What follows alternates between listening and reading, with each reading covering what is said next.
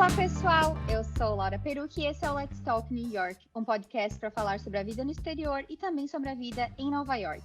Lembrando que para comentar esse ou qualquer outro episódio, é só me mandar uma mensagem pelo Instagram, @Laura_Perucchi. Estou muito feliz de receber hoje aqui no podcast a Heloísa Barbosa, que mudou para os Estados Unidos lá em 1997 e hoje ela comanda o Faxina Podcast, que narra histórias de brasileiros e brasileiras que trabalham com faxina. Só que hoje eu quero contar a história da Heloísa, não a história dos convidados dela. Aliás, se vocês curtem podcasts, fica o convite para conhecer o trabalho dela. É outra linha, inclusive narrativa, muito maravilhoso. Eu descobri o podcast dela porque nós duas, e com certeza mais brasileiros, nos candidatamos para um projeto do Google ano passado. O Let's Talk New York não foi selecionado, mas quando saíram selecionados, eu fui ver quem tinha sido selecionado. Fiquei muito feliz de ter visto brasileiros na lista, a Heloísa estava lá. E recentemente um seguidor me mandou uma mensagem sugerindo a Heloísa também. Eu falei, ela já estava na minha lista. Eu não lembro o nome dele agora, mas se estiver escutando, muito obrigada pela dica. Então, Heloísa, seja muito bem-vinda. Muito obrigada por topar o convite. Eu estou muito curiosa para saber mais da tua história. Muito obrigada, é um prazer. Quando eu recebi o convite, eu fiquei, nossa, que interessante! Eu sempre me surpreendo, assim. Então, é muito legal, eu fiquei super feliz de você ter me convidado. A minha história não é tão interessante quanto das pessoas que eu entrevisto para a China. Uma coisa que eu sempre digo aqui no podcast é que todo mundo tem uma história. Eu É acho que verdade. assunto vai ter bastante. Tu mudou para cá há muito tempo, tipo, como a gente fala às vezes na internet aí brincando, quando tudo era mato. Tipo, num tempo que não tinha internet.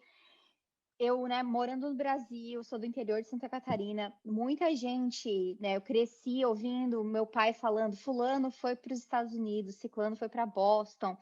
E, cara, sem telefone era uma coisa muito cara, não tinha internet, então eu fico pensando como é que era isso. Mas antes de chegar nessa parte, me conta de onde é que tu é no Brasil e como que surgiu essa ideia de vir para os Estados Unidos.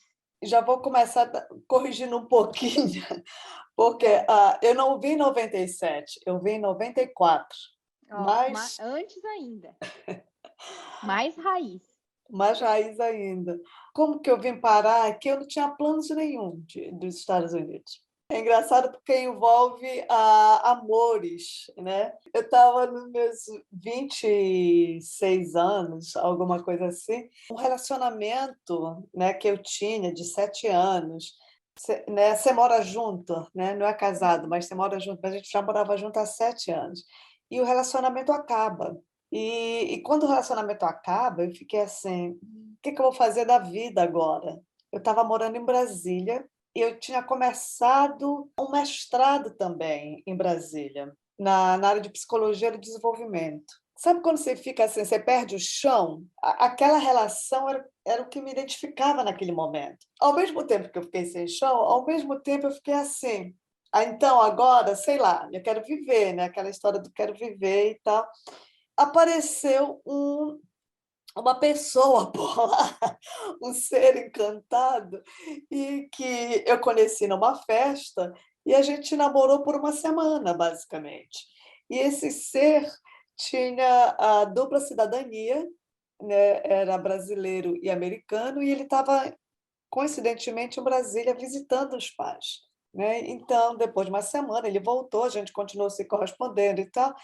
E eu lembro que a minha orientadora, na época do mestrado, falou assim mesmo, porque eu estava muito triste, deprimida e tal. Ela falou: por que você não vai, né, por 3 meses, aprende inglês, você precisa de inglês para o mestrado, você tem que ler. Eu não sabia nada de inglês, nada. Aí eu falei: tá bom. Aí eu meio que vendi as coisas que eu tinha. Vou, mas daqui a pouco eu volto, vou só por 3 meses. E aí eu vim. A ideia era ficar realmente só 3 meses. Uhum. E aí eu vim por 3 meses, né? Fiquei com esse namoradinho que eu tinha conhecido. Eu fiz o curso de inglês de 3 meses, e depois de 3 meses acabou o dinheiro que eu tinha, e o namorado falou assim, mas não vai. Eu falei, mas eu não quero ficar ilegal, porque naquele tempo a gente chamava de ficar ilegal, né? Sim, hoje a gente usa mais indocumentado, né? Apesar de muita Exato. gente ainda usar o termo ilegal. Ele falou, mas então a gente casa. Eu falei, então, tá bom. E aí a Assim, gente, rápido. assim, aí a gente acabou casando e o casamento não deu certo. Assim, em 5 meses acabou o casamento. Então, Sim. depois de, né, acabou o casamento, eu sem dinheiro nos Estados Unidos, sem dinheiro no Brasil, porque eu tinha vendido as coisas, tinha perdido o período lá do mestrado. Eu fiquei assim, não tinha emprego no Brasil, eu falei, agora o que é que eu vou fazer? Isso em Boston. Tu sempre Isso foi em de Boston. Boston. Uhum. Eu tinha conhecido algumas brasileiras no curso de inglês que eu fiz. Meu inglês era horroroso, né? Eu não sabia falar, não sabia ler nada. E aí, essa brasileira que eu conheci no curso de inglês, o meu único contato no mundo aqui era ela, além, né, da pessoa com quem eu casei, que não deu certo, depois de 5 meses. E aí eu pedi para que ela me ajudasse. Como é que eu faço para conseguir um emprego? Como é que eu faço para fazer essas coisas? E aí ela me ajudou. Isso era no inverno, época de inverno, imagina. Eu era tão paralisada, né? Porque quando você não fala a língua, você não entende.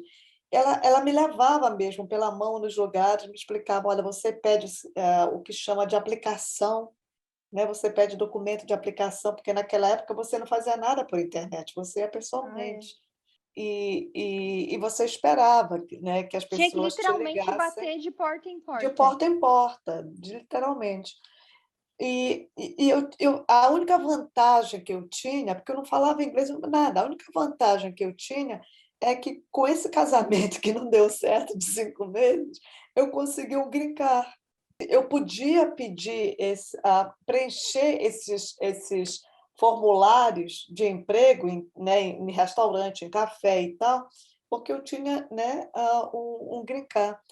E aí eu não conseguia nem ler o formulário. Ela me ajudou, aí eu consegui. Meu primeiro emprego foi num café, né, numa rede de cafés chamada Albon e eu consegui, eu acho, porque o gerente também era imigrante do Cabo Verde. Então, Hum, né, ele conseguiu entender meu português e tal. Foi assim, uma experiência horrorosa, porque eu tive que aprender tudo. E outros gerentes que não esse do Cabo Verde, tinham outros gerentes, e outros gerentes assim, né, me colocavam nos piores horários, me mandavam fazer as coisas, né. Eu consegui um emprego ali por volta do Natal. Então era noite de Ano Novo, né, eu nossa. sozinha aqui no mundo, numa nevasca. Esse gerente fala assim: "Olha, você vai sozinha limpar toda a área do pátio de neve". Eu nunca tinha visto neve na vida, não sabia nem como é que limpava a neve. E eu, assim, Porque com tem um toda uma pá técnica, né? Tudo tem. exato. E era um pátio gigante que eu tinha que limpar. Eu sei que eu fiquei umas 4 horas, assim, né, e esse foi o meu réveillon. E lembra que em 94 eles pagavam por hora 4,25. Eu E o descobri dólar tava o quê? O mesmo preço do real, mais ou menos, nessa época, né? Um por eu um? eu creio que sim, É eu que o creio que sim. o plano real começou em 94, foi, né? Mas só para as pessoas terem uma ideia, por exemplo, em 94, né, se pagava por hora para imigrante, né, 4,25. Hoje, você paga né, a minha filha de 17 anos começou a trabalhar no restaurante, ela Uhum. recebe US$ 15 a hora. Então, você vê o que, a economia como mudou, né? E Sim. hoje, mesmo com, né, uma hora mínima, né, de US$ 15 por hora, você não paga o aluguel em Boston. Agora, você imagina em 94 a 4, né, dólares e 25. Também você não pagava aluguel. Então, E né, tu você tava tinha. morando com quem? Tipo, quando tu separou do teu então marido? Sabe aqueles esquemas de você ir morar com, né, que você basicamente aluga uma cama, né? Sim. Na verdade, depois que a gente separou, a gente ainda meio que ficou separado, morando na mesma casa, porque eu não consegui logo sair, não conseguia pagar um aluguel. E o que me salvou foi a faxina, na verdade.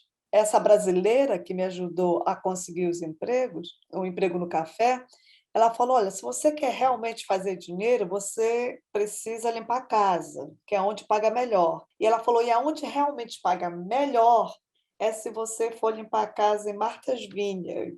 É aquela ilha, né, de balneário, uma ilha que só tem mansões, que os presidentes vão passar as férias, né, que só tem Eu acho que é os meio que o Hamptons de Boston, né? sim, Da área, dos né? Estados Unidos inteiro, eu acho, né? O Spike Lee tem casa lá, todos os famosos têm casa em Martha's Uhum. Vineyard, né? Mas aí, como que era porque assim, hoje do que eu vejo nos grupos de Face, e me perdoa se eu estiver falando alguma coisa errada. O negócio da faxina entre as imigrantes brasileiras, assim, realmente é um negócio, né? É. Tipo, elas têm as casas, aí tu entra como ajudante, não é, elas tem muitas que vendem o schedule, eu já li um monte de briga nos grupos também, ou eu vou passar minha casa para ti.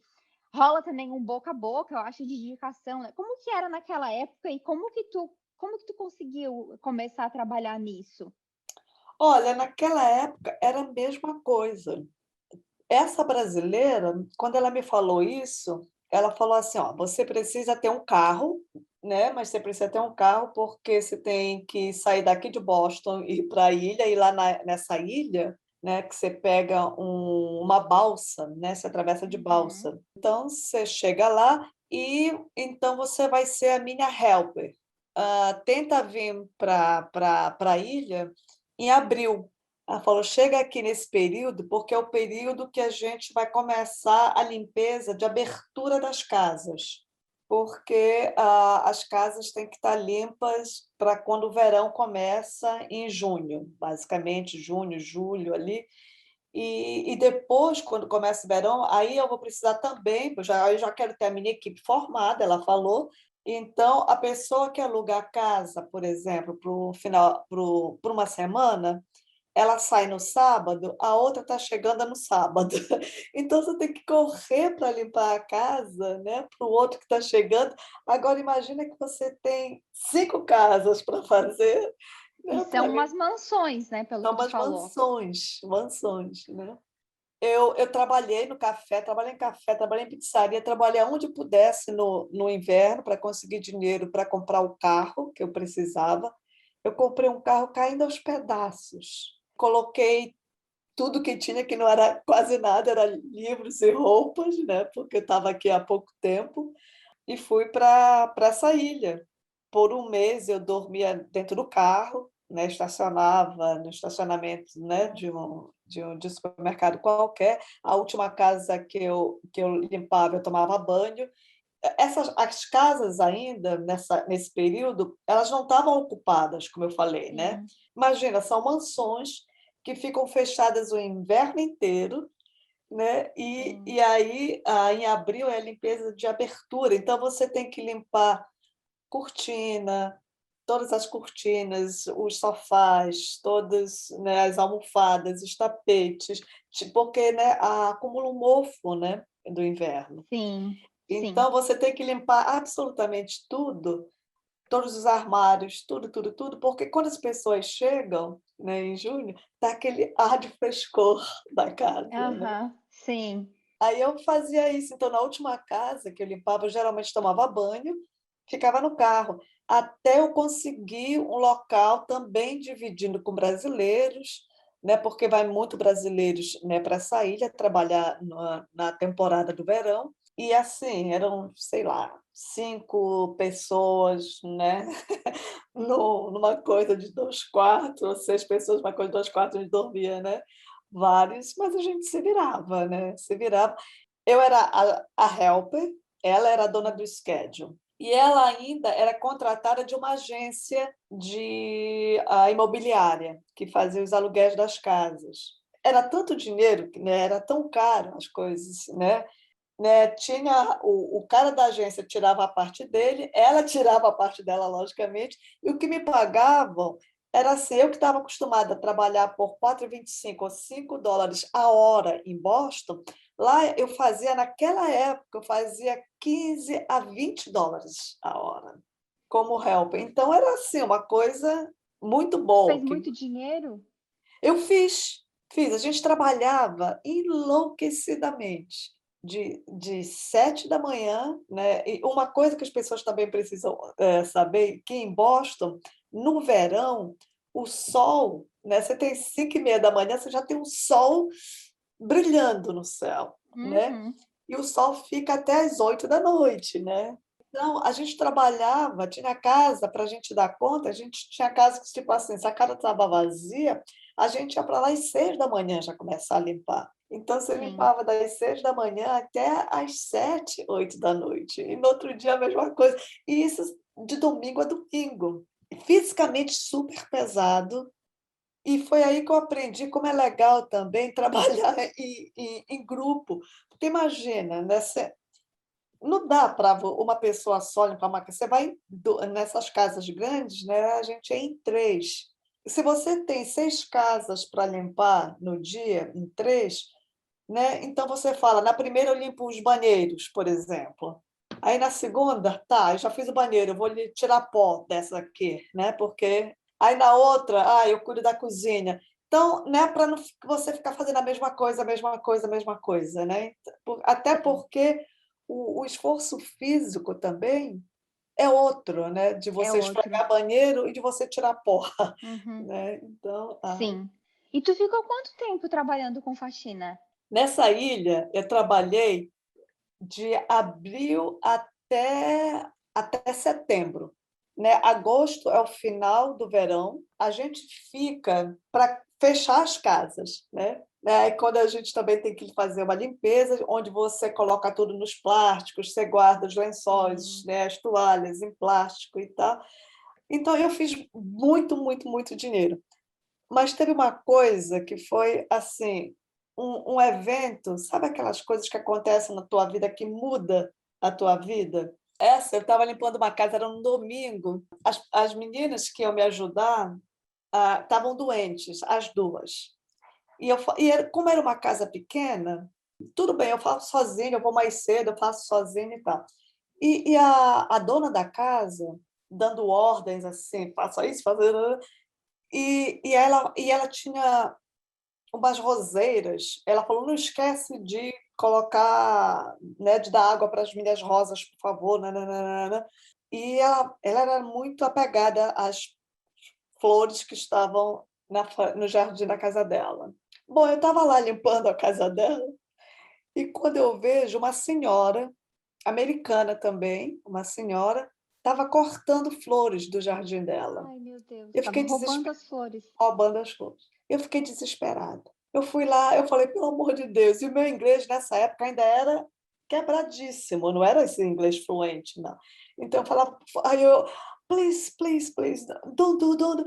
E a senhora, né, olhou para mim assim, rindo, ela falou, não, não tem problema.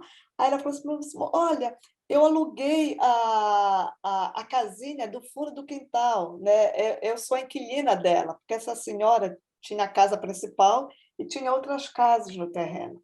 E essa senhora que estava cortando as flores tinha alugado a casa do terreno, uma casa no terreno atrás. Ela falou, não, eu acho que não vai ter problema, eu estou alugando e tal.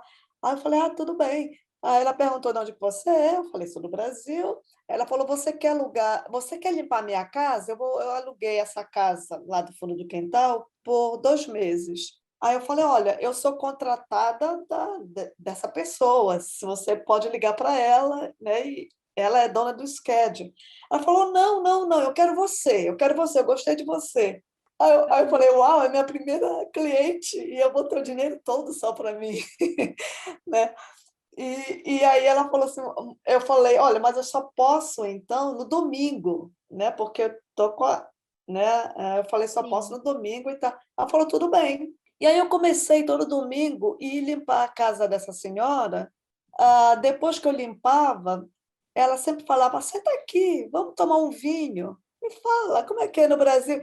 A gente vai ficando amiga. E ela perguntou, o que você vai fazer depois do verão? eu falei, a minha intenção é voltar para Boston, voltar a fazer o curso de inglês, que eu preciso, e tentar, em dezembro, me matricular, né, me candidatar a algum mestrado, né, porque eu fiz mestrado, comecei o mestrado no Brasil, abandonei, né, na área da educação, da psicologia, era o que eu fazia. E ela falou assim mesmo: "E você já tem onde morar?" Eu falei: "Não, não tenho, mas eu vou me virar". A gente ficou amiga. Depois, no último dia que eu fui limpar a casa dela, e a casa fui limpar para fechar, para ela devolver a casa para, né, para a dona, ela me deu o cartão dela. Ela falou assim mesmo: "Olha, eu moro em Cambridge, perto da Universidade de Harvard. Se você precisar ficar, né, se você não tiver onde ficar e você precisar dormir uma noite e tal, me liga, né". E isso foi no início de julho. Eu ainda fiquei todo o agosto, ainda fiquei setembro. Quando eu estava voltando e eu não tinha ainda conseguido, um local para ficar, eu liguei para essa senhora. E eu perguntei: "Você lembra de mim? Né, você me deu o cartão". Oi, então. Oi. Eu morrendo de medo que ela não lembrasse. E ela falou assim: "Não, lembro, lógico que lembro". E aí eu falei assim: "Eu tô voltando para Boston, não tenho onde ficar, seria possível ficar, né, na sua casa por um final de semana, até eu me virar, até, né". Ela falou assim: "Sim, pode vir". Ela perguntou: "Quando é que você chega?". Eu falei e ela falou assim mesmo: "Pode vir, não tem problema, mas eu não vou estar aqui". E ela morava sozinha. Aí eu falei: "Ah". Ela falou: "Não, eu vou estar viajando, mas eu vou deixar a chave embaixo do tapete. Você chega e fica. Você tem certeza?". Ela falou: "Não, tenho, não tenho". Eu fiquei tão tremendo. Eu fiquei, essa senhora não me conhece. A generosidade dela, assim, me emocionou tanto, eu não acreditava. Ela morava numa casa e o apartamento dela era no terceiro andar. Quando eu chego no apartamento, um apartamento belíssimo, lindo, cheio de arte, e ela tinha te deixado até um bilhetinho, né, "Seja bem-vinda". Eu só fui ver ela uma semana depois. E essa pessoa virou a minha mãe. A gente ficou Olha, amiga, morei com ela por 4 anos. Não seria possível eu estar aqui hoje sem se não fosse ela. A generosidade dela, o carinho, o amor dela. Ela é uma pessoa, o nome dela é foi Sally, a tua fada madrinha. minha fada madrinha. Eu fui descobrir que ela, advogada e intelectual, professora, de direito, ela tinha formado em Harvard. Ela, nessa época que eu a conheci, ela estava com os seus 68, 65 anos, eu creio. Ela ficou famosa porque ela foi a primeira advogada nos Estados Unidos a liberar mulheres que tinham ido para a prisão, porque depois de anos de serem vítimas de violência domésticas e, né, chamarem a polícia, darem queixa, nada foi feito e elas tiveram que basicamente se defender, né, Hum, matando as pessoas que iriam uhum. matá-las, basicamente. E ela tinha sofrido um aneurisma há um ano antes de eu a conhecer. Então, ela tinha parado, de dar aulas, ela tinha parado de fazer advocacia, porque ela estava se recuperando. Então, ela precisava de alguém para ajudá-la também, algumas coisas na casa. A gente virou assim, eu precisava de ajuda e ela precisava de ajuda. Sim. E ela foi a minha mãe, por esse tempo todo, e a gente ficou inseparáveis, assim, amigas, Ah, até a morte dela eu estava no Brasil quando ela morreu em 2010. a tua experiência trabalhando com faxina foi essa experiência em Martha's Vineyards? Depois tu acabou seguindo teus planos de aplicar pro mestrado? O que que tu fez depois disso? Então, depois da ilha, né, eu morava com essa minha amiga, aí virou amiga Sally. Ela era dona da casa. Você sabe que aqui as casas nos Estados Unidos, principalmente na cidade, essas casas vitorianas, né? As Elas, brownstones? não, as casas Não? vitorianas, né? Elas geralmente são de 3 andares. Cada andar é um apartamento. Ela era Sim. dona da casa inteira. Ela morava no terceiro andar e ela alugava os 2 apartamentos. Então, ela precisava de alguém para limpar os apartamentos, para cuidar também do prédio. Então, eu morava com ela e pagava a estadia Uhum. cuidando da casa, cuidando dos apartamentos para ela. Fora isso, eu tinha pessoas amigas delas, né, que começaram a me chamar também para fazer limpezas, né, Uhum. faxina. Então, depois que eu a conheci, eu não trabalhei como helper mais para ninguém. Eu tinha, né, Sua já clientela. clientes. E não era Uhum. assim, eu tentava não ter muitos, porque eu era sozinha, eu limpava sozinha, né, eu não tinha Uhum. uma outra helper para me ajudar, então na cidade eu limpava sozinha. E também eu estava estudando para tentar entrar na universidade. No verão depois disso, eu voltei para a ilha de novo, fui um segundo verão trabalhar na ilha de novo. Eu acho que eu trabalhei na ilha 2 verões, 3, Até tu entrar no mestrado, ou até enquanto tu estava entrar no no mestrado, tu mestrado. trabalhava também? Quando eu estava no mestrado, eu não trabalhava mais limpando casa, só de algumas clientes que ainda ficou. Mas aí no Tá. mestrado eu comecei a trabalhar no café. Aí foi outra experiência. Eu comecei a trabalhar quando o Starbucks, a rede de Starbucks abriu, né? Porque eu sou antiga, né? Quando o Starbucks saiu de Seattle para se espalhar, né, nas outras Hum. capitais americanas, quando veio para Boston, eu trabalhei numa das primeiras, né, lojas do Sim. Starbucks aqui. E quando tu começou a trabalhar com faxina, né, que tu estava sem falar inglês direito, essa brasileira te ajudou e tal, como foi para ti trabalhar com isso? Tipo, em algum momento tu se julgou por estar fazendo esse tipo de trabalho? E também por conta daquele episódio acho que a gente poderia deixar o pessoal curioso agora, Luiz, e dizer assim, agora se vocês querem saber o que a gente está falando, vocês têm que escutar o primeiro episódio do Faxina, que a Heloísa conta uma coisa que aconteceu com ela, que eu acho que tapa na cara, assim, né? Que é tipo, putz, que mundo que a gente vive. Foi uma humilhação, né? Eu queria que tu falasse um pouco sobre isso e até, né, se tu quiser comentar desse episódio, se teve mais algum outro episódio que aconteceu isso, como que tu lidava com isso? Como não deixar a tua autoestima cair por conta de um trabalho? É uma pergunta interessante, porque logicamente que eu acho também que a gente vem do Brasil com uma carga, né, cultural, né, do que significa o trabalho doméstico, o que Uhum. significa a faxina. E essa carga cultural, essas ideias, né, é bem relacionada à depreciação do trabalho Sim. doméstico, né, a depreciação de quem faz faxina. E que isso está ligado ao racismo e classismo também no Brasil. Então, logicamente, que quando você se vê naquela situação, você fala assim: "Mas que eu estou fazendo aqui? Por que eu estou fazendo isso?". Eu passei por um momento de me perguntar por que eu estou fazendo isso, o que eu estou fazendo aqui. Eu nasci em Belém do Pará, a minha mãe foi empregada doméstica, né, e depois ela foi lavadeira.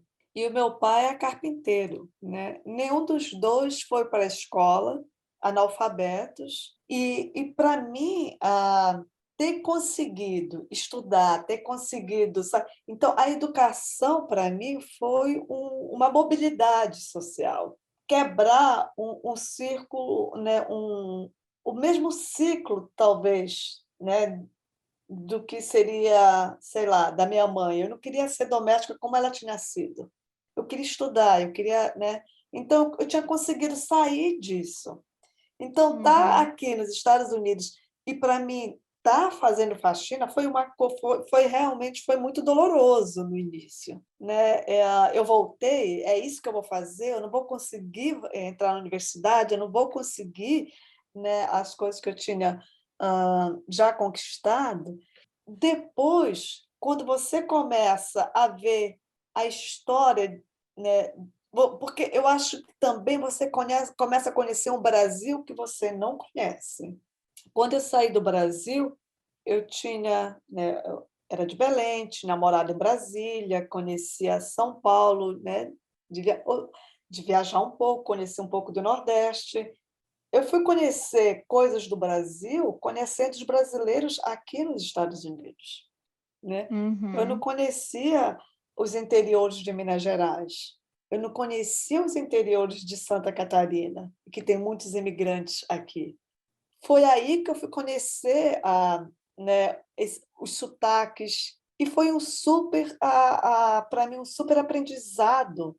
E eu comecei a ver que tem uma coisa na cultura americana que também tira o estigma do faxineiro e da doméstica que é usado no Brasil. Porque eu acho que aqui, por exemplo, existe uma profissionalização do trabalho da faxina, que aí até hoje no Brasil não existe. Porque eu Então, acho que no Brasil é muito essa coisa do tipo, tu é o meu empregado, ou a minha empregada, tu tá aqui para me servir. E aqui, aqui não. aqui você está prestando um Prestando um serviço. serviço. Eu acho que é a mesma coisa, não sei se tem essa impressão, com o garçom, Uhum. que eu acho que aqui as pessoas têm uma relação muito mais respeitosa com quem está te servindo no restaurante do que no Brasil, que as pessoas, né, óbvio que não é todo mundo, de ter aquela coisa, não, mas você está aqui para me servir. Tanto que eu até escuto de muitos turistas, que não querem deixar gorjeta, porque falam, que nem foi tão bem atendido assim. E às vezes eu fico me perguntando, mas o que que tu considera um bom atendimento? Né? Porque o garçom não vai ficar puxando o teu saco, né? Ninguém tá aqui para te bajular.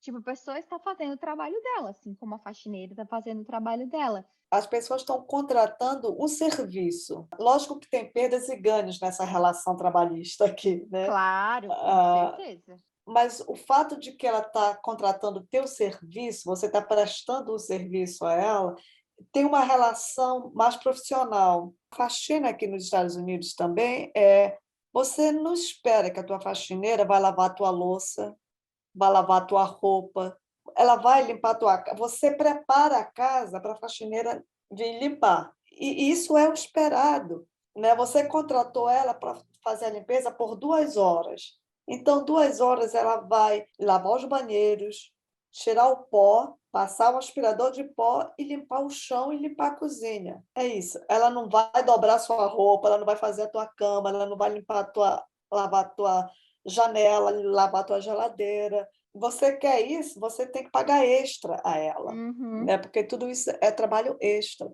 Então, eu acho que isso te dá uma certa elevação de qualidade no tratamento profissional do teu trabalho.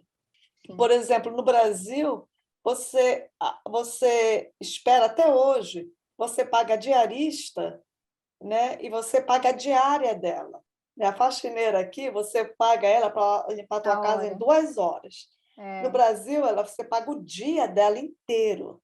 E aí, naquele dia inteiro, você quer que ela limpe os banheiros, faça a tua cama, dobre a roupa, cozinhe, faça, né? Lave a louça, faça absolutamente tudo. Né? E isso sim. não acontece aqui. E você nem se preocupa lá no Brasil, você, né, contrata pelo dia, mas você não se preocupa se é horário né, de comida para ela, nada. Então, eu acho uma relação muito mais desrespeitosa nesse sentido no Brasil, Sim, muito mais. sim. Mas me conta, depois dessa fase da faxina e tu fez o teu mestrado, o que que aconteceu? Porque Né, eu sei que depois da tu faixa. voltou para o Brasil e decidiu voltar para os Estados Unidos. Eu quero saber o que que aconteceu aí nesse meio termo. Eu fui trabalhar no café, no Starbucks. Lá no café, eu conheci quem é hoje o meu marido. Né? Eu Trabalhando conheci. com ele ou o Não, cliente? não.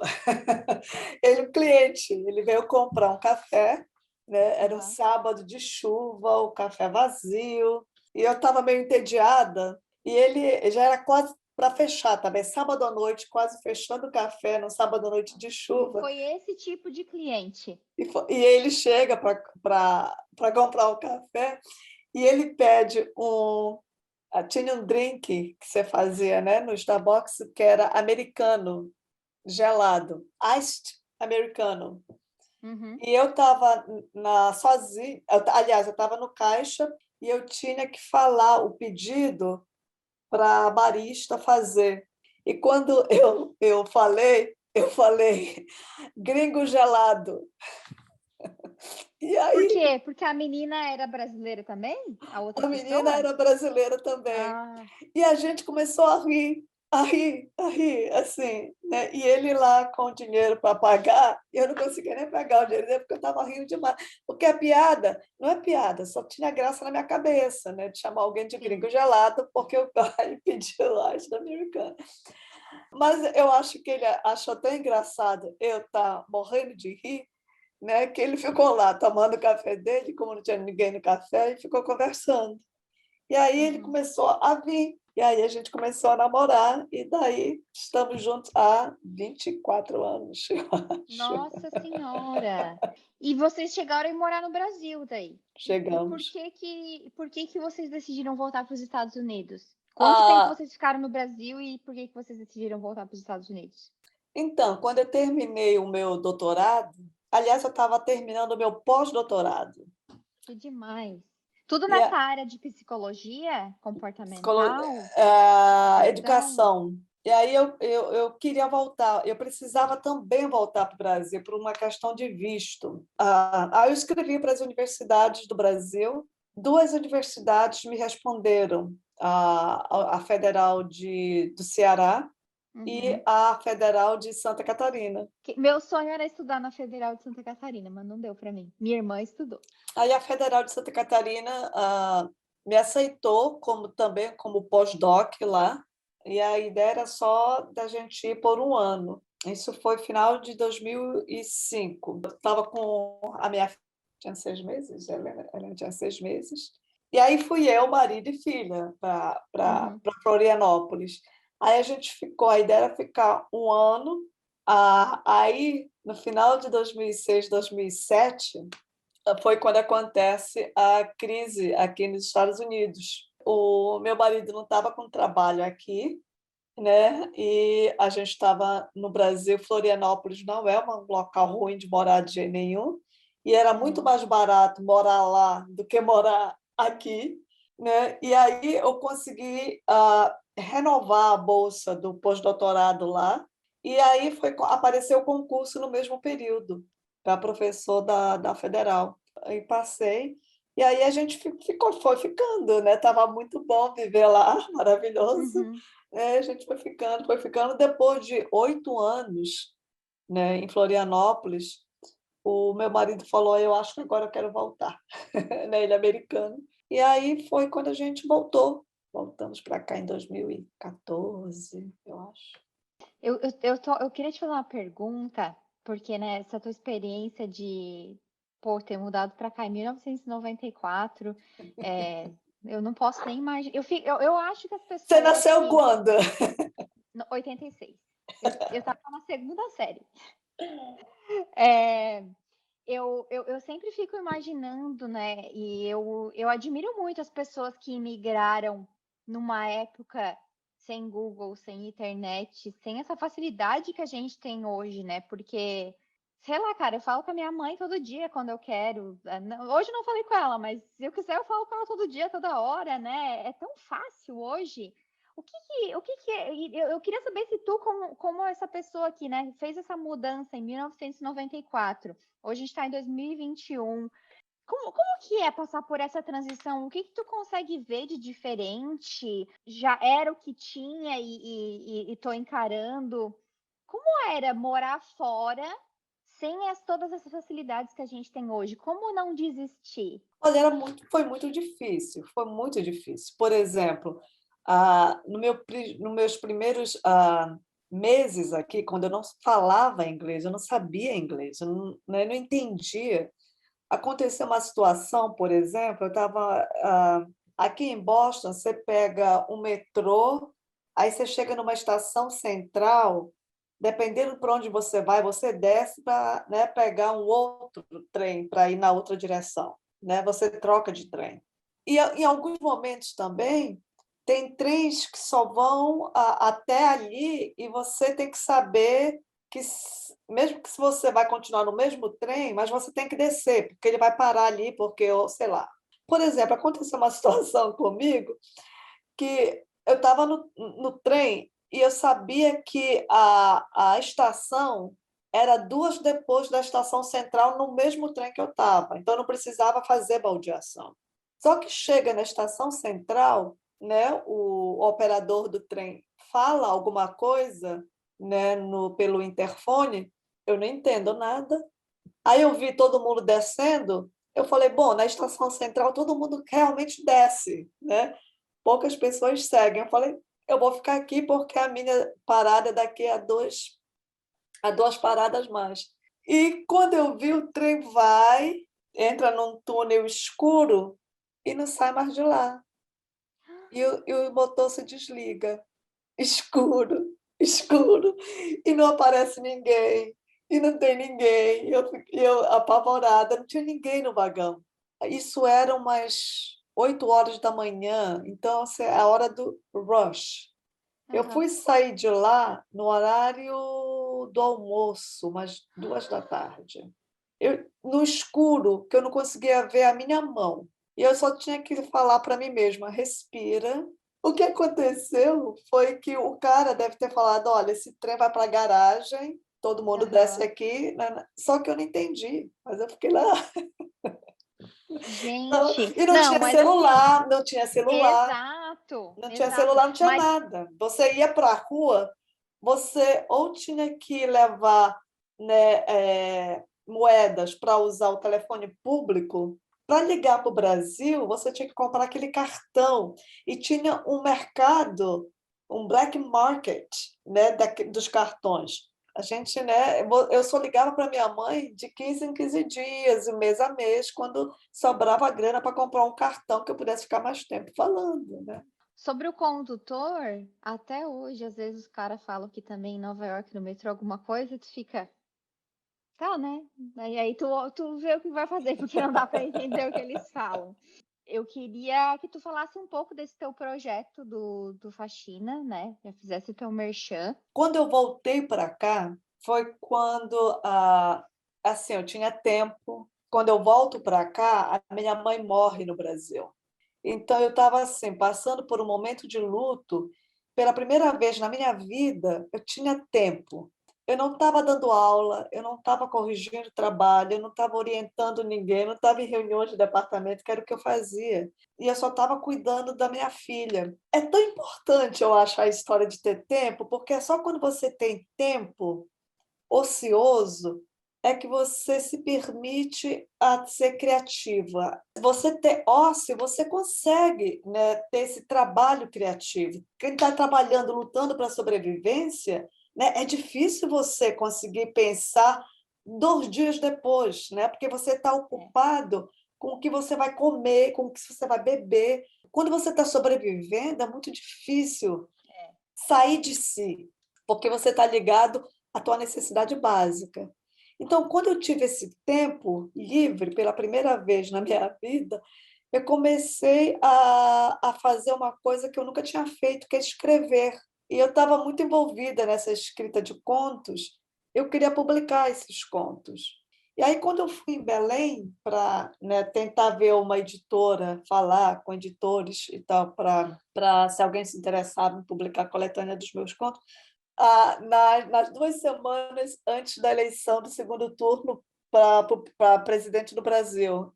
Dos... 2018. E aí, quando eu estava no avião voltando para cá, foi quando anunciaram, né, o presidente eleito. E eu não acreditei. Acho que até Ah, hoje a gente não acredita, né? e uma coisa mais que me chocou também foi enquanto eu estava lá em Belém, super saudosa, né, e andando pelas ruas que eu tinha feito teatro, as praças, o Coretos e tal, e eu via que eles estavam assim, tinham jovens na porta dessas faculdades, eu comecei a conversar com eles, né, e perguntar o que eles estavam achando das eleições, né, e eles começaram a falar de suas preferências de voto, e eu comecei a questionar. Tipo assim, você vai votar em alguém que defende a ditadura? E esses jovens falam assim mesmo: ah, mas isso é bobagem, a ditadura nem existiu no Brasil, essas pessoas, né? Eu falei: não, como assim não existiu? E aí eu voltei para cá muito, muito intrigada com a desinformação que estava acontecendo no Brasil. Eu também vi que imigrantes aqui podem votar para as eleições majoritárias, né, para presidente.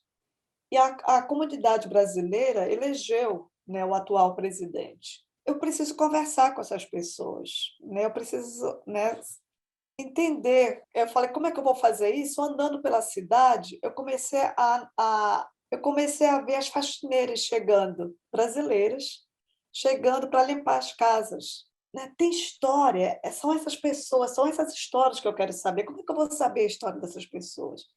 Aí eu fui lembrar da minha história, porque até então a minha história também tinha colocado lá debaixo do tapete.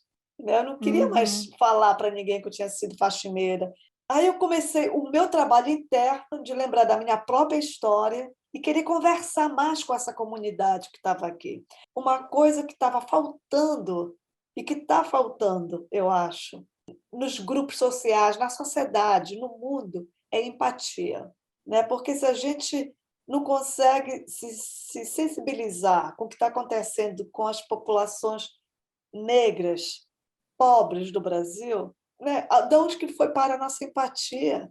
Que histórias, elas têm um poder mágico. Lendo os livros, eu conseguia sair do meu bairro, lá da periferia de Belém, e imaginar mundos, né, completamente distantes, mundos que eu nunca tinha visitado e nunca visitei na vida. Eu decidi que eu não queria publicar mais nenhum conto, nenhum livro, eu não queria publicar meus contos e meus livros, porque livro no Brasil é um objeto de luxo ainda, infelizmente.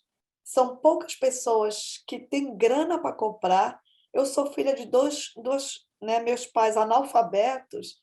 Eu sei que poucas pessoas leem no Brasil. Né? Então, eu queria um jeito de chegar até essas pessoas com suas histórias de vida e que essas histórias pudessem abrir o coração das pessoas e pudessem abrir sua imaginação, mas que, né, que fosse do jeito acessível, que elas não precisassem pagar.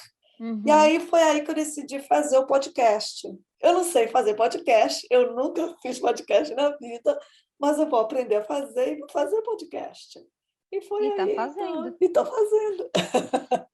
E depois vocês podem escutar o podcast, se chama Faxina. E é um podcast narrativo. O que é o podcast narrativo? Porque é como se fosse um documentário da vida das pessoas, só que por áudio. Então, eu passo horas e horas e horas entrevistando. Não é uma entrevista, são 3, 4, 5 entrevistas.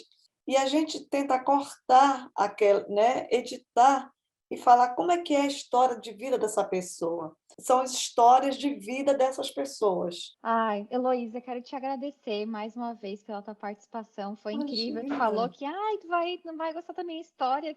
Nossa Senhora, eu adorei saber mais da tua história. Tenho certeza que quem está escutando também vai gostar. Fica aí o convite para vocês conhecerem esse trabalho de uma brasileira no exterior também, gente. Vão lá. Eu vou deixar o Instagram do Faxina. Tu tem Instagram também, né, Heloísa? Tenho, mas É eu uso muito aberto o teu? pouco. O meu é É. aberto, eu uso muito Se as pouco. pessoas quiserem te mandar uma mensagem para se conectar contigo, falar o que elas acharam desse podcast, é melhor mandar no Instagram do Faxina? Manda no Instagram do Faxina, exato. Tá. Então, mandem mensagens falando o que vocês acharam e a gente se fala no próximo episódio. Tchau, tchau!